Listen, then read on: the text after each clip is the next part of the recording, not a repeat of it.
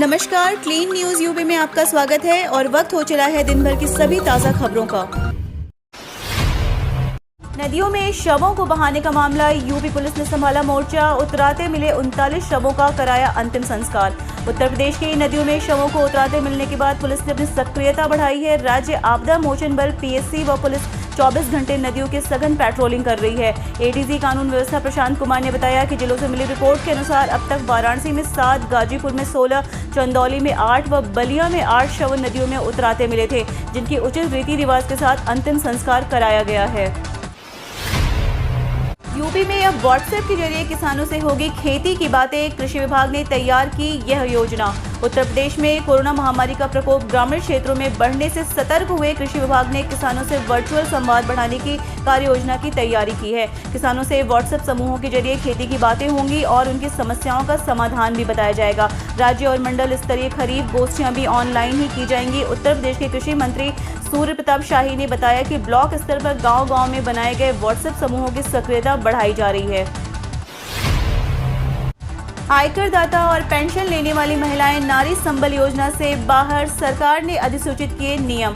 वृद्धावस्था पेंशन का लाभ केवल उन वरिष्ठ नागरिकों को मिलेगा जिनमें दंपत्ति में से किसी को सरकारी सेवा की पेंशन नहीं मिल रही हो अथवा कोई आयकर दाता ना हो। आदेशों में स्पष्ट किया गया है कि सामाजिक सुरक्षा पेंशन योजना का लाभ जरूरतमंद को मिल सके, इसके लिए योजना के नियम 6 के तहत उप नियम 5 में यह पात्रता तय कर दी गई है। स्वर्ण जयंती नारी संबल योजना के अंतर्गत 65 से 69 वर्ष की आयु के सभी पात्र महिलाओं को पेंशन दी जानी है। सरकार इन्हें बिना किसी आय सीमा के शर्त के 1,000 रुपए प्रति माह देगी।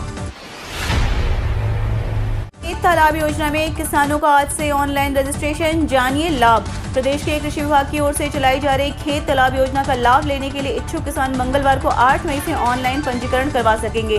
किसान अपने खेत पर सरकार से कुल लागत का 50% सरकारी अनुदान लेकर तालाब बनवा सकता है। सबसे पहले यह योजना बुंदेलखंड में शुरू की गई थी। लखनऊ मंडल के कृषि उप निदेशक सीपी श्रीवास्तव ने बताया कि खेत में बने ऐसे तालाब में बारिश का पानी एकत्रित होता है, साथ ही जमीन के नीचे से पानी का प्राकृतिक स्रोत फूटते हैं। ऐसे तालाब में किसान सिंघाड़ा बो सकते हैं, मछली पालन कर सकते हैं, साथ ही अपने खेतों की सिंचाई भी कर सकते हैं। पशुओं के पीने का पानी का भी इंतजाम कर सकते हैं। ऐसे तालाब के चारों ओर वृक्षारोपण भी किया जाता है। पारदर्शी किसान सेवा योजना के तहत upagriculture.com की वेबसाइट पर जाकर किसान खेत तालाब योजना में ऑनलाइन पंजीकरण करवा सकते हैं। लाभार्थी नहीं फिर भी आपके बैंक अकाउंट में आए 2,000 रुपए, अब करना होगा ये काम। बीते दिनों प्रधानमंत्री नरेंद्र मोदी ने किसान सम्मान निधि की 8वीं किस्त जारी की है। इसके तहत 9.5 करोड़ किसान परिवार के खातों में 20,000 करोड़ रुपए से ज्यादा ट्रांसफर किए गए हैं। वहीं इसमें कई ऐसे भी लोगों के बैंक अकाउंट में पैसे आए होंगे जो योजना के दायरे में नहीं आते हैं। ऐसे लोगों को पैसे लौटाने होंगे, वरना बाद में इसकी जांच होगी तो कार्रवाई भी हो सकती है। पीएम किसान सम्मान निधि के तहत आपके खाते में 2,000 रुपए की किस्त आ गई है तो इसे रिवर्स एंट्री से वापस कर सकते हैं। इसके लिए आपको सबसे पहले अपने बैंक के उसी ब्रांच में जाना होगा जिसके खाते में पीएम किसान सम्मान निधि की राशि आती है। आप बैंक के कर्मचारी से आपके खाते में आए पैसों को रिवर्स करने का निवेदन कर सकते हैं। रिवर्स एंट्री के जरिए जैसे ही पैसा कृषि मंत्रालय के खाते में जाएगा, आप खुद ब खुद पीएम किसान योजना के लाभार्थी सूची से बाहर हो जाएंगे।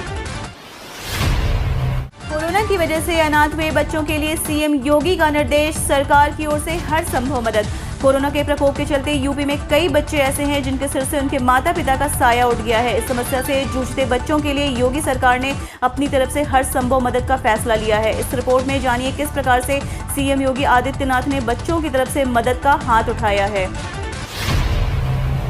कॉमन सर्विस सेंटर पर वैक्सीनेशन को लेकर सीएम योगी का नया आदेश, उम्रदराज डॉक्टर्स की कोविड केयर सेंटर में ड्यूटी पर रोक। प्रदेश सरकार ने सभी के लिए कोविड वैक्सीनेशन फ्री कर दिया है। निरक्षर, दिव्यांग, निराश्रित और अन्य जरूरतमंद लोगों का टीकाकरण सुनिश्चित कराने के लिए कॉमन सर्विस सेंटर पर टीकाकरण पंजीयन की शुरुआत की गई है। सीएससी भारत सरकार की ऐसी योजना है जो विभिन्न प्रकार की सरकारी व गैर सरकारी योजनाओं को डिजिटल प्लेटफॉर्म के जरिए गांव व शहरी क्षेत्र के आम लोगों तक पहुंचाने का एक माध्यम है। इस संबंध में मुख्यमंत्री योगी आदित्यनाथ ने आदेश जारी किए हैं। मुख्यमंत्री ने कहा कि पंजीयन के लिए सीएससी पर अनावश्यक भीड़ इकट्ठी न हो, कोविड प्रोटोकॉल का पालन हो, यह सुनिश्चित किया जाना चाहिए, मास्क के बिना किसी को प्रवेश न मिले।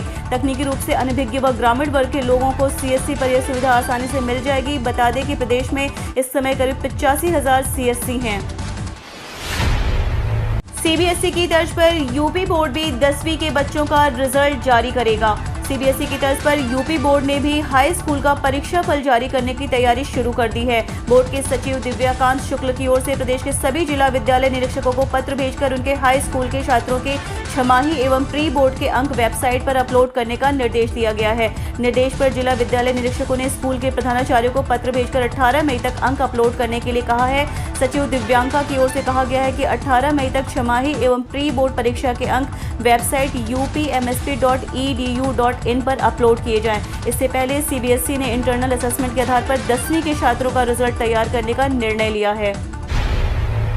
समाजवादी पार्टी के मुखिया अखिलेश यादव का मुख्यमंत्री पर तंज, बोले दिखावटी दौरों से कुछ नहीं होगा। कोरोना वायरस की सेकेंड स्ट्रेन में संक्रमित होने के बाद प्रदेश में लगातार स्थलीय निरीक्षण कर रहे मुख्यमंत्री योगी आदित्यनाथ पर मंगलवार को समाजवादी पार्टी के मुखिया अखिलेश यादव ने तंज कसा है। इलाहाबाद हाई कोर्ट के गांव में कोरोना संक्रमण से बचाव की स्थिति टिप्पणी के बाद अखिलेश यादव ने भी मंगलवार को गांव में कोरोना वायरस संक्रमण की स्थिति को लेकर ट्वीट किया है। उत्तर प्रदेश के पूर्व मुख्यमंत्री समाजवादी पार्टी के अध्यक्ष अखिलेश यादव ने मंगलवार को कहा कि उत्तर प्रदेश में चिकित्सा व्यवस्था की कलई खुल गई है। प्रदेश में चिकित्सा सेवाओं की दुर्व्यवस्था के कारण ही गाँव तथा कस्बों में बड़ी संख्या में लोग कोरोना वायरस के संक्रमण की चपेट में हैं। इनको ना तो ठीक से कोई मार्गदर्शन मिल रहा है, ना ही डॉक्टर से कोई सलाह मिल रही है। गांव और कस्बों में चिकित्सा सेवाओं की बड़ी दुर्व्यवस्था पर इलाहाबाद हाई कोर्ट ने भी अति कठोर टिप्पणी की है।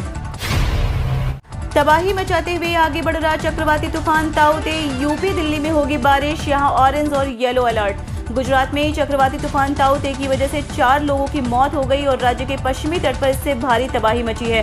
भारत मौसम विज्ञान विभाग ने जानकारी दी कि चक्रवाती ताऊते सोमवार की मध्य रात्रि सौराष्ट्र क्षेत्र के दीव और ऊना के बीच गुजराती तट से टकराने के बाद कमजोर पड़ चुका है। हालांकि देश के कई राज्यों में इसका प्रभाव नजर आने की संभावना है। मौसम विभाग के अनुसार उत्तर प्रदेश, हरियाणा और राजस्थान के ज्यादा क्षेत्रों में बारिश की संभावना नजर आ रही है। राष्ट्रीय राजधानी दिल्ली में भी मौसम का मिजाज बदल रहा है। मौसम पूर्वानुमान एजेंसी स्काई मेट की माने तो गुजरात और उत्तरी महाराष्ट्र तट के कई स्थानों पर भारी बारिश हो सकती है। वहीं केरल, कोंकण और गोवा, मध्य प्रदेश के दक्षिण राजस्थान के कुछ हिस्सों में हल्की से मध्यम बारिश की संभावना है।